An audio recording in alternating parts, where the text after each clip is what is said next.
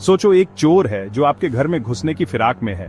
ये चोर बस आसान चीजें चुराकर भागना नहीं चाहता, वो कुछ बड़ा प्लान कर रहा है। ये चोर आपके घर में ही रहना चाहता है, बिना किसी को पता चले। वो छुप कर रहना चाहता है, आपके रूटीन सीखकर आपके कीमती सामान हफ्तों, महीनों या सालों तक थोड़ा थोड़ा करके चुराता रहे। वो आपके हर कदम पर नजर रखता है। डिजिटल वर्ल्ड में एडवांस परसिस्टेंट थ्रेट या एपीटी ऐसा ही होता है। ये एक इनविजिबल एनिमी की तरह होते हैं।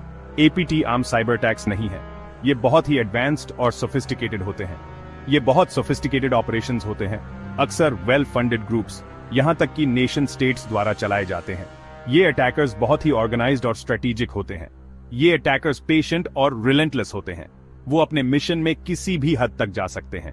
उनका गोल क्विक स्मैश एंड ग्रैब नहीं है, बल्कि डीप इन्फिल्ट्रेशन और लॉन्ग टर्म एस्पियोनाज है। वो धीरे धीरे और चुपके से काम करते हैं। वो सेंसिटिव डेटा, इंटेलेक्चुअल प्रॉपर्टी और नेशनल सिक्योरिटी सीक्रेट्स को टारगेट करते हैं। उनका मकसद बहुत ही खतरनाक होता है। इनसे होने वाला नुकसान बहुत बड़ा हो सकता है, जिससे फाइनेंशियल रूइन, रेप्यूटेशनल डैमेज और पॉलिटिकल इंस्टेबिलिटी तक हो सकती है। ये अटैक्स बहुत ही डेवास्टेटिंग हो सकते हैं। डिजिटल वर्ल्ड एक बैटलफील्ड है और एपीटी एलीट फोर्सेस हैं जो शैडोज में ऑपरेट करते हैं। हमारे इंटरकनेक्टेड वर्ल्ड के लिए कांस्टेंट थ्रेट हैं।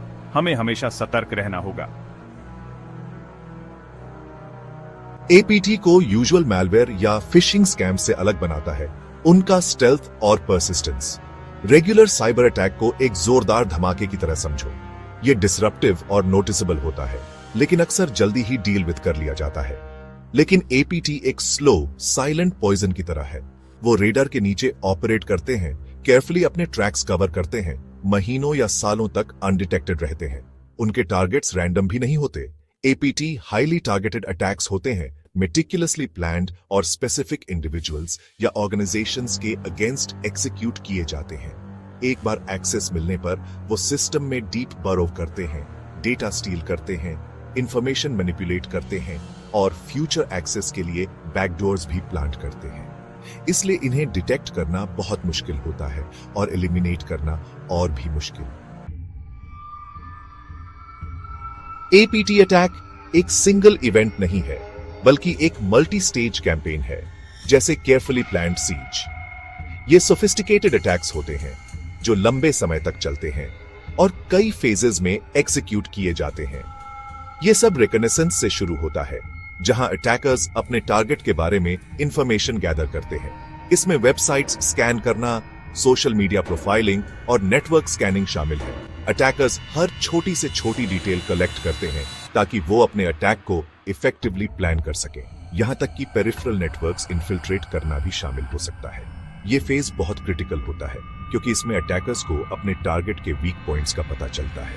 वल्नरेबिलिटीज आइडेंटिफाई करने के बाद वो अपना अटैक लॉन्च करते हैं। अक्सर स्पीयर फिशिंग ईमेल्स यूज करते हैं जिनमें मलिशियस पेलोड्स होते हैं। ये ईमेल स्पेशली क्राफ्टेड होते हैं ताकि वो लेजिटिमेट लगे और टारगेट को डिसीव कर सके। गोल होता है टारगेट के नेटवर्क में फुटहोल्ड गेन करना, अक्सर एक सिंगल अनसस्पेक्टिंग एम्प्लॉई को कॉम्प्रोमाइज करके। एक बार फुटहोल्ड मिल जाने के बाद अटैकर्स धीरे धीरे अपने प्रेजेंस को एक्सपैंड करते हैं। एक्सेस सिक्योर करने के बाद वो नेटवर्क में लैटरली मूव करते हैं, प्रिविलेजेस एस्केलेट करते हैं और वैल्यूएबल डेटा सर्च करते हैं। ये फेज बहुत ही स्टेल्थी होता है ताकि डिटेक्शन से बचा जा सके। वो बैकडोर्स एस्टैब्लिश करते हैं, परसिस्टेंट एक्सेस इंश्योर करते हैं और विल से वापस आने की एबिलिटी रखते हैं। ये बैकडोर्स अटैकर्स को फ्यूचर में भी एक्सेस प्रोवाइड करते हैं। फाइनली एक्सफिल्ट्रेशन फेज शुरू होता है, जहां स्टोलन डेटा साइलेंटली अटैकर्स के सर्वर्स में साइफन्ड ऑफ कर लिया जाता है। ये फेज बहुत ही केयरफुली एग्जीक्यूट किया जाता है ताकि कोई भी सस्पिशियस एक्टिविटी डिटेक्ट न हो।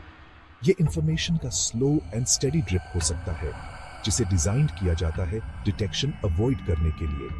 अटैकर्स इंश्योर करते हैं कि उनका प्रेजेंस अननोटिस्ड रहे और डेटा एक्सफिल्ट्रेशन स्मूथली हो। एपीटी का थ्रेट थ्योरेटिकल नहीं है, ये एक स्टार्क रियलिटी है। ये सोफिस्टिकेटेड साइबर अटैक्स जो अक्सर नेशन स्टेट्स या वेल फंडेड ग्रुप्स द्वारा किए जाते हैं, क्रिटिकल इंफ्रास्ट्रक्चर और सेंसिटिव डेटा को टारगेट करते हैं। 2010 का स्टक्सनेट अटैक माना जाता है कि जॉइंट यूएस इजरायली ऑपरेशन था, जिसने ईरान के न्यूक्लियर प्रोग्राम को टारगेट किया था।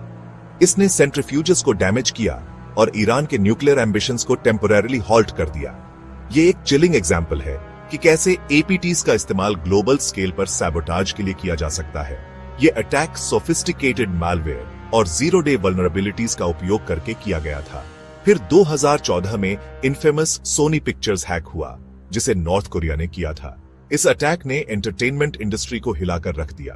अटैकर्स ने terabytes of sensitive data steel किया, जिसमें अनरिलीज्ड फिल्म्स और एम्प्लॉई इंफॉर्मेशन शामिल थी, जिससे सिग्निफिकेंट फाइनेंशियल और रेप्यूटेशनल डैमेज हुआ। इसने साइबर सिक्योरिटी की इंपॉर्टेंस को हाईलाइट किया। और 2017 का नॉटपेटिया रैंसमवेयर अटैक कौन भूल सकता है। ये अटैक इनिशियली फाइनेंशियल गेन के लिए डिजाइंड लग रहा था। रैंसमवेयर के डिस्गाइज में ये असल में एक डिस्ट्रक्टिव साइबर वेपन था जो यूक्रेन को टारगेट कर रहा था, जिससे ग्लोबली बिलियंस ऑफ डॉलर्स का डैमेज हुआ। इसने कई मल्टीनेशनल कंपनीज को क्रिपल्ड कर दिया। ये एग्जाम्पल्स एपीटी के रियल डेंजर और उनके डेवस्टेटिंग कॉन्सिक्वेंसेस को हाईलाइट करते हैं। ये अटैक्स डेमोन्स्ट्रेट करते हैं कि कैसे एक well coordinated cyber attack global economy और नेशनल सिक्योरिटी को इंपैक्ट कर सकता है। सेक्शन 5, कोई भी इम्यून नहीं है। इंडिविजुअल्स, बिजनेसेस और गवर्नमेंट्स पर एपीटीज का इम्पैक्ट। एपीटीज की रीच हाई प्रोफाइल टारगेट से बहुत आगे तक जाती है। इंडिविजुअल्स, बिजनेसेस और गवर्नमेंट्स सभी पोटेंशियल विक्टिम्स हैं। इंडिविजुअल्स के लिए इसका मतलब आइडेंटिटी थेफ्ट, फाइनेंशियल रूइन या उनके पर्सनल डेटा का कॉम्प्रोमाइज हो सकता है। बिजनेसेस, खासकर क्रिटिकल इंफ्रास्ट्रक्चर सेक्टर्स जैसे एनर्जी, फाइनेंस और हेल्थ केयर में प्राइम टारगेट्स होते हैं। एक एपीटी अटैक ऑपरेशंस डिसरप्ट कर सकता है, सेंसिटिव कस्टमर डेटा कॉम्प्रोमाइज कर सकता है और मैसिव फाइनेंशियल लॉसेस का कारण बन सकता है। गवर्नमेंट्स को शायद सबसे ज्यादा रिस्क होता है। एपीटीज का इस्तेमाल एस्पियोनाज, सैबोटाज या इलेक्शंस को इन्फ्लुएंस करने के लिए भी किया जा सकता है। स्टेट सीक्रेट्स की थेफ्ट, क्रिटिकल इंफ्रास्ट्रक्चर का मैनिपुलेशन या एसेंशियल सर्विसेज का डिसरप्शन नेशनल सिक्योरिटी के लिए डेवास्टेटिंग कॉन्सिक्वेंसेस ला सकता है। सेक्शन 6, फोर्ट्रेसेस बनाना। एपीटीज से डिफेंड करने के स्ट्रैटेजीज। एपीटीज से डिफेंड करने के लिए मल्टी लेयर्ड अप्रोच चाहिए। यह स्ट्रॉन्ग साइबर सिक्योरिटी हाइजीन से शुरू होता है। इसमें स्ट्रॉन्ग यूनिक पासवर्ड्स यूज करना, सॉफ्टवेयर अपडेट रखना और सस्पिशियस ईमेल्स या लिंक्स से सावधान रहना शामिल है। ऑर्गेनाइजेशंस को रोबस्ट सिक्योरिटी सॉल्यूशंस इंप्लीमेंट करने की जरूरत है, जिसमें फायरवॉल्स, इंट्रूजन डिटेक्शन सिस्टम्स और security information and event management या SIEM सिस्टम्स शामिल हैं। ये टूल्स मैलिशियस एक्टिविटी डिटेक्ट और ब्लॉक करने में हेल्प करते हैं, अटैक को रिस्पॉन्ड करने के लिए वैल्यूएबल टाइम देते हैं। रेगुलर सिक्योरिटी ऑडिट्स और पेनिट्रेशन टेस्टिंग क्रूशल हैं, जो वल्नरेबिलिटीज को आइडेंटिफाई और एड्रेस करने में हेल्प करते हैं अटैकर्स के एक्सप्लॉइट करने से पहले। ये आपके डोर्स और विंडोज के लॉक्स चेक करने जैसा है, इंश्योरिंग करना कि वो सिक्योर है। Section 7, the human element, cyber security awareness और ट्रेनिंग। सिर्फ टेक्नोलॉजी काफी नहीं है। साइबर सिक्योरिटी चेन में ह्यूमन एलिमेंट सबसे वीकेस्ट लिंक रहता है। एम्प्लॉइज को फिशिंग स्कैम्स, सोशल इंजीनियरिंग और एपीटी ग्रुप्स द्वारा इस्तेमाल की जाने वाली दूसरी टैक्टिक्स के डेंजर्स के बारे में एजुकेट करने की जरूरत है। Regular cyber security awareness, training programmes employees को सस्पिशियस एक्टिविटी आइडेंटिफाई और रिपोर्ट करने में हेल्प कर सकते हैं, जिससे सक्सेसफुल अटैक का रिस्क कम होता है। ये वल्नरेबिलिटी के पॉइंट की बजाय हर किसी को डिफेंस की लाइन बनाने के लिए एम्पावर करने जैसा है। सेक्शन 8, साइबर सिक्योरिटी का future, a constant arms race. APTs के खिलाफ लड़ाई एक कांस्टेंट आर्म्स रेस है। जैसे डिफेंडर्स न्यू डिफेंसेस डेवलप करते हैं, अटैकर्स उन्हें सर्कमवेंट करने के नए तरीके ढूंढते हैं। साइबर सिक्योरिटी का फ्यूचर आर्टिफिशियल इंटेलिजेंस या AI और मशीन लर्निंग या ML जैसी टेक्नोलॉजीज से शेप होगा। AI और ML vast amounts of data analyse कर सकते हैं। पैटर्न्स और एनोमलीज आइडेंटिफाई करने के लिए सिक्योरिटी टीम्स को थ्रेट्स को तेजी से डिटेक्ट और रिस्पॉन्ड करने में हेल्प करते हैं। हाउएवर, अटैकर्स भी इन टेक्नोलॉजीज का यूज कर रहे हैं और ज्यादा सोफिस्टिकेटेड और harder to detect attacks create कर रहे हैं। बैटलफील्ड कॉन्स्टेंटली इवॉल्व हो रहा है और अहेड ऑफ द कर्व रहने के लिए कॉन्स्टेंट विजिलेंस, इनोवेशन और कोलैबोरेशन की जरूरत होगी। Section 9, conclusion ahead of the curve बने रहना। एपीटीज का थ्रेट रियल है और बढ़ रहा है। ये सोफिस्टिकेटेड अटैकर्स शैडोज में ऑपरेट करते हैं, इंडिविजुअल्स, बिजनेसेस और गवर्नमेंट्स को पोटेंशियली डेवास्टेटिंग कॉन्सिक्वेंसेस के साथ टारगेट करते हैं। इनसे डिफेंड करने के लिए मल्टी लेयर्ड अप्रोच चाहिए, टेक्नोलॉजी, ह्यूमन विजिलेंस और अहेड ऑफ द कर्व बने रहने की कमिटमेंट को कंबाइन करके, थ्रेट के नेचर को समझकर, स्ट्रॉन्ग सिक्योरिटी मेजर्स इंप्लीमेंट करके और साइबर सिक्योरिटी अवेयरनेस का कल्चर फॉस्टर करके हम रिस्क्स मिटिगेट कर सकते हैं और अपने डिजिटल एसेट्स को इन साइलेंट प्रेडेटर्स से प्रोटेक्ट कर सकते हैं।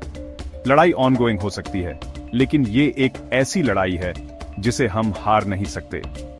अगर आप साइबर सिक्योरिटी, एथिकल हैकिंग और इस बढ़ती हुई डिजिटल दुनिया में सुरक्षित रहने के तरीके के बारे में ज्यादा जानना चाहते हैं, तो सब्सक्राइब बटन दबाना न भूलें और नोटिफिकेशन ऑन कर लें, क्योंकि इस चैनल पर हम आपको वह ज्ञान और उपकरण देने के लिए प्रतिबद्ध हैं जिनकी आपको डिजिटल दुनिया में सुरक्षित और सिक्योर तरीके से आगे बढ़ने के लिए जरूरत है। सावधान रहें, सुरक्षित रहें।